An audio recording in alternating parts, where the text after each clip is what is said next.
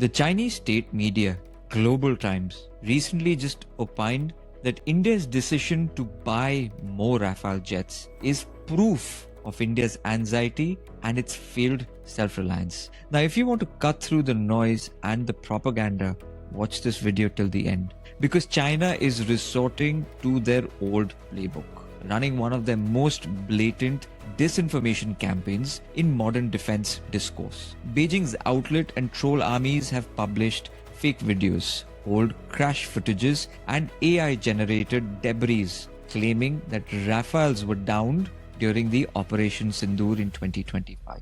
Why, you may ask, and I will tell you, all just to undermine a proven Western fighter, the Rafale, only to boost the Chinese defense exports, while masking their own struggles, of course. That's why it's imperative to dismantle this coordinated propaganda from a regime desperate to hide its massive failures in fighter jet development. Now, the Global Times claim the 114 Rafale deal, valued at approximately $39 billion, exposes India's dependence. However, contrary is quite the reality, as India isn't abandoning self-reliance. In fact, it is accelerating it smartly, because while the deal includes 18 to 22 jets in flyaway condition from France, only to boost India's current Air Force strength, the remaining 90 plus are going to be assembled and increasingly manufactured in India, with a target of almost 40 to 60% of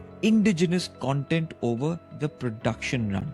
Now, there are key partnerships already forged, such as the Dassault Reliance Aerospace Limited in Nagpur for the final assembly, and then the Tata Advanced Systems producing the fuselages in Hyderabad.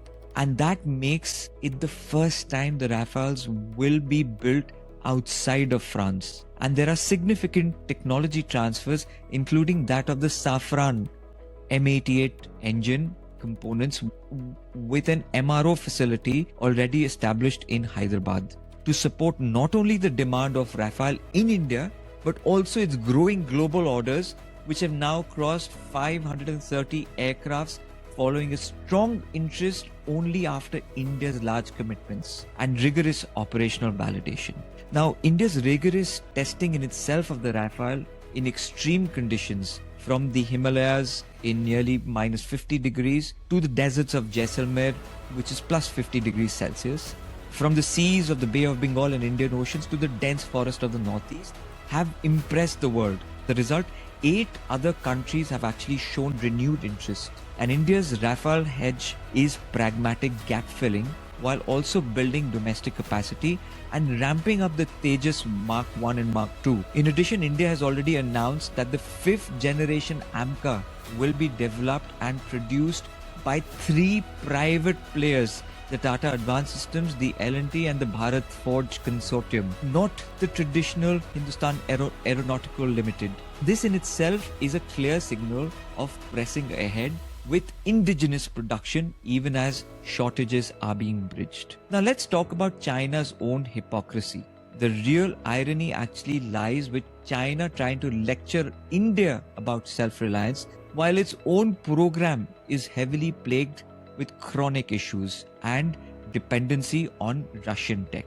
China's J-20, for example, their flagship 5th generation stealth fighter, has been hampered for years by unreliable engines. Their WS-15, intended for full super cruise and performance, has faced explosions even during testing, and that due to overheating and poor reliability. China has struggled with production delays, export quality concerns, and heavy reliance on Russian tech for years. After Operation Sindoor, several countries in talks with China have either stalled or actually walked back on procurement of Chinese defense tech, testimony to how poorly their tech actually fared in this brief conflict. Export customers like Myanmar have actually gone ahead and grounded the Chinese-Pakistani JF-17s due to severe maintenance issues, structural cracks, avionic problems, and poor reliability.